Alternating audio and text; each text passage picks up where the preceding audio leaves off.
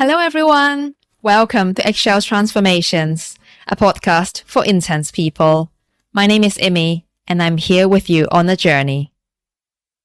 Hi everyone, I hope you're doing very well. Today I have the honor of speaking to Dr. Nicole Tetreault. She is a psychologist and researcher specializing in the field of neurodiversity. She has conducted extensive research on topics of giftedness, neurodiversity, and the brain differences associated with these conditions. She's also the author of a book called Insights into a Bright Mind, where she explores the intersection of neurodivergent traits, giftedness, and sensory sensitivities. During this interview, we talked about many different things. Nicole shared that she was late in identifying herself as dyslexic, and I also shared a bit of my own personal experiences with sensitivities and health conditions. And we touched on various things, including emotional giftedness, AI, etc. I really hope you would enjoy this conversation and get something from it. Now to Nicole. Hi, Dr. Nicole. How would you like to be addressed? Nicole? However you like. Yeah? Okay. All right. I'll just call you Nicole if that's okay. That sounds great. Thank you for being here. You have one of the most thorough books on giftedness that I've ever seen. And I love that you touch on, there are not a lot of books out there for gifted adults anyway, but they don't usually touch on things in such a thorough and whole body way. And we'll get into it later, but it actually covers things that I'm personally a geek on, things like microbiota, holistic health. We can get into all of that later, but thank you for being here. Thank you so much for having me and the work that you do. I have your hard copy in the other room. I may grab it later. But in any case, let's begin. How would you define neurodiversity? I know people have all sorts of debates about the terms and what it should and shouldn't include. What are some of your thoughts on that?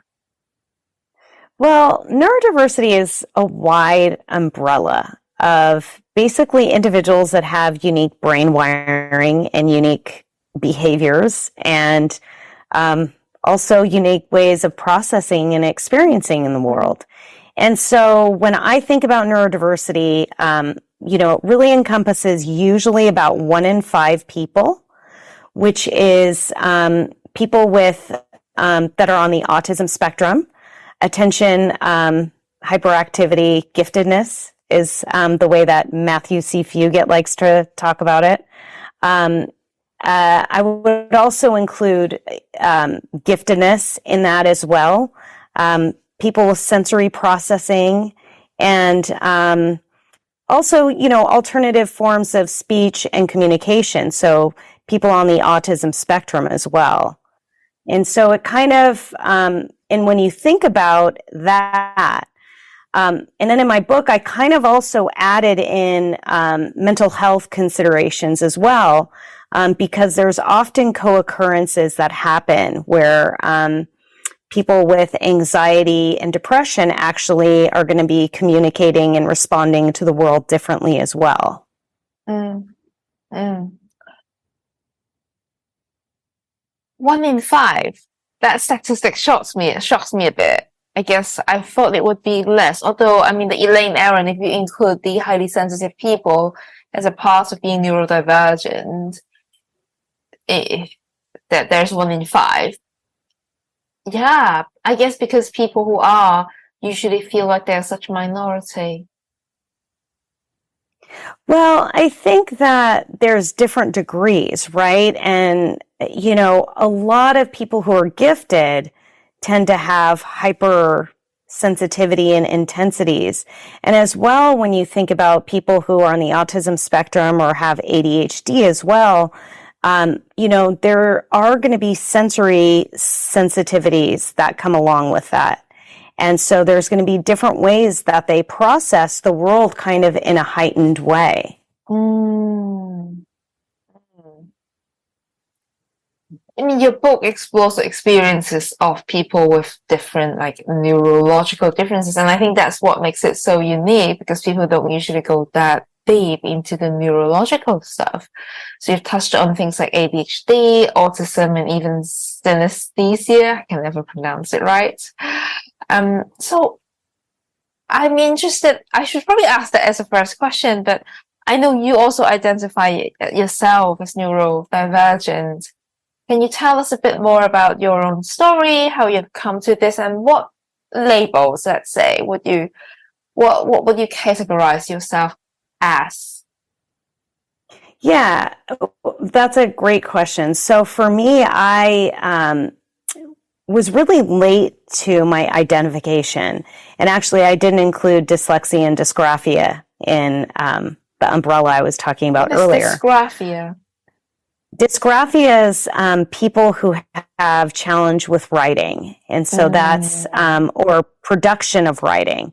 So it may not just be a motor function, but it could be a processing function in their brain where getting words onto paper becomes challenging. So similar to somebody who has trouble speaking.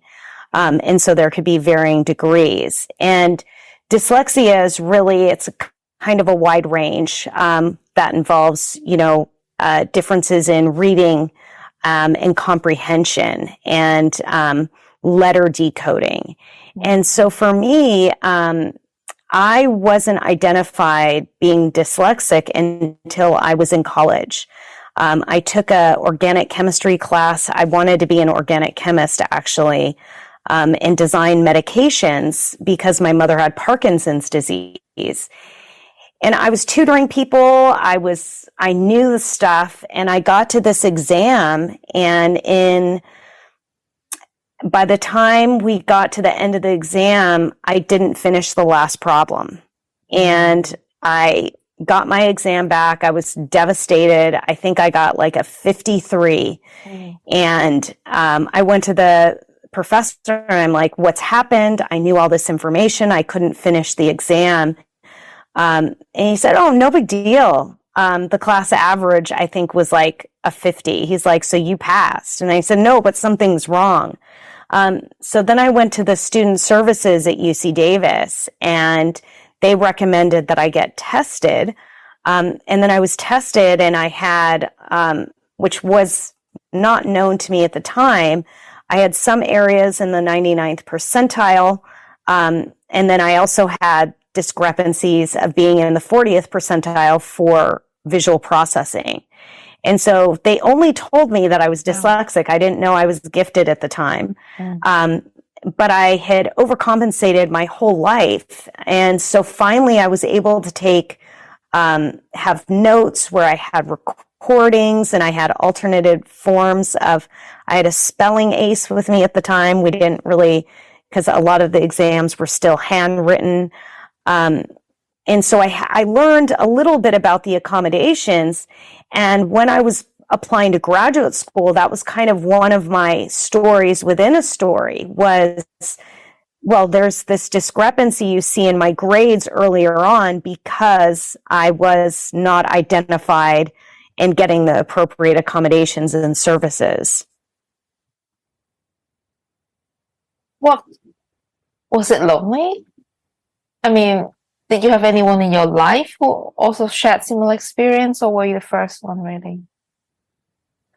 I felt really isolated, and I think that aside from that, when I kind of start to break it out even more, I had always been a kid that, I wore uniforms at school, and the tags would irritate me. Yes. Somebody who would I be, understand that.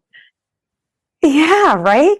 I would be playing, I would be in the classroom and somebody would be banging their pencil. It would be very distracting. So I had a lot of these sensitivities that I didn't really know or understand, and no one ever talked about them. And so, yeah, I mean, for me, it was really lonely at times. And when I studied, what made me actually a science communicator was my dyslexia, because I read everything and then I actually rewrote it in terms that I could understand by my brain. And then I was able to communicate it. And that's just kind of how it transpired to kind of create a profession for me in a lot of ways. So it's sort of a superpower. At the same time, there was a lot of struggle along the way too. Wow.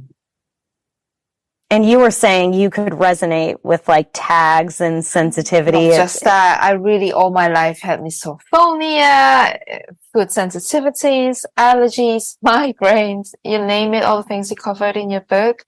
That's and I guess I've heard that. I mean, thank you for asking.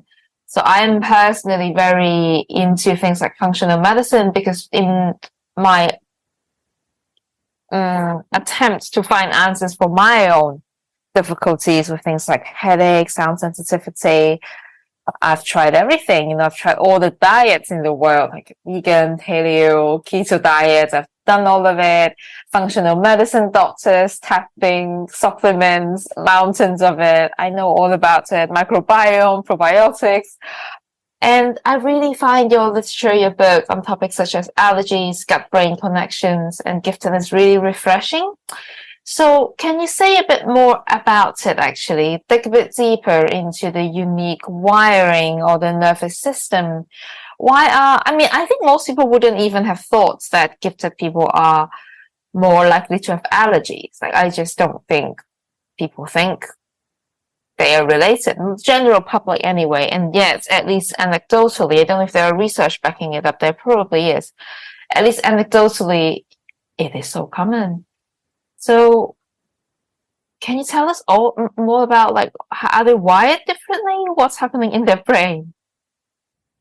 Yeah, so that's a really great question. So when I started this investigation, I kind of came in through the lens with looking at neurodiversity, and the first area I looked at was in autism.